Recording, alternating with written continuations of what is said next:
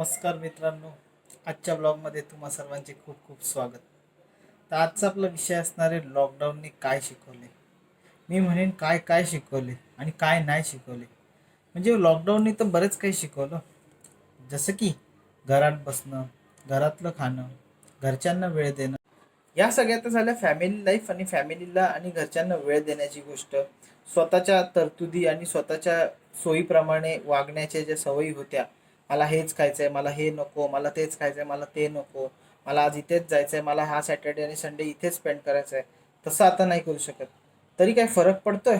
मी तर तेवढाच खुश आहे बाबा, जेवढा पहिले असायचो. पण त्याच्या व्यतिरिक्तही लॉकडाऊनने काही गोष्टी शिकवल्या. त्या म्हणजे त्या म्हणजे माणसाच्या जरूरता ज्या गरजा असतात त्या खूप कमी आहेत. बट आपण ही गोष्ट झाली की ती, हा टार्गेट अचीव झाला की तो, ही वस्तू घेऊन झाली की ती वस्तू घेऊन झाली की हा अपग्रेड आलाय. ह्या गोष्टींमागे उगाच आपण संभ्रमात असतो. मित्रांनो, तुम्ही म्हणाल हे काय लॉकडाऊन चालू आहे, घरात बसून ब्लॉग करायचं सांगितलंय आणि हा काय गॉगल वगैरे लावून हेअरस्टाईल वगैरे सेट करून कुठे निघाला? नाही नाही, अजून एक ब्लॉगर आहे, त्या दिवशी सांगितलं होतं बघा, मार्को, अमेरिकन ब्लॉगर. हा इंडियन आहे, आपलाच माणूस आहे, मुंबईचा आहे, मुंबईकर निखिल म्हणून. तुमच्यापैकी खूप सारे लोक याला फॉलो देखील करत असतील आणि याचे ब्लॉग पण बघत असाल यूट्यूबवर. हा फेमस आहे. ह्याची ही स्टाईल झाली. स्टाईल म्हणजे घरात बसून फुल ड्रेसअप, हेअरस्टाईल, हेअर सेट, कपडे नवीन, गॉगल डोळ्यावर लावून अशी ब्लॉगिंग करतो. तुम्हाला असं वाटेल अरे बाबा हा निघाला की काय कुठे US UK लंडन ट्रिपला. त्याला घरातच बसायचं असतं. स्टाईल त्याची कॅसली नॅस्टेट असंच काहीतरी नाव आहे, अमेरिकन ब्लॉगर आहे. तो त्याला फॉलो करतो आणि मी त्याला अर्थात. हा तर मित्रांनो, फॉलो करतो, स्टाईल मारतो, हे गॉगल घालतो, या सगळ्या गोष्टी तर ठीक आहे. पण गॉगलची आवड मला देखील आहे. माझ्याकडे पण बऱ्यापैकी गॉगल्सचं कलेक्शन आहे.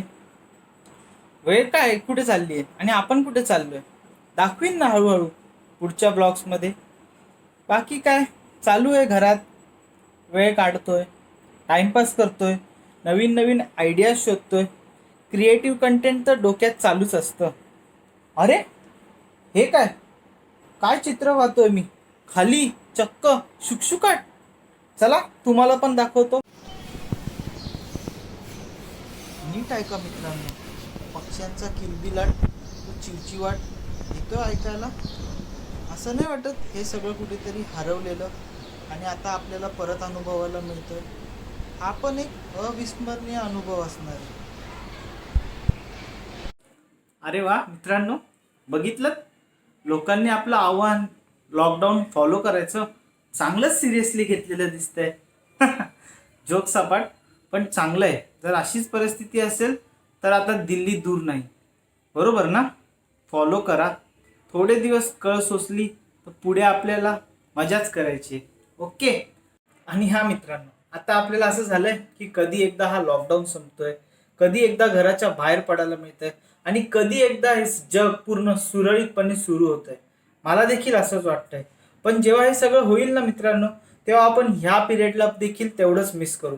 आपण ह्याचे स्टेटस ठेवू, आपण ह्याचे मेम्स बनवू आणि खूप हसू. मार्क माय वर्ड्स.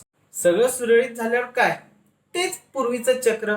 क्वालिफिकेशन, व्हेरिफिकेशन, क्लॅरिफिकेशन, अँटिसिपेशन आणि खूप सारं टेन्शन. हो, चालू होईल सर्क्युलेशन. तोपर्यंत बघत राहा क्वकी हर्षद आणि don't take any tension. Okay, bye. आणि हां, नो मेन्शन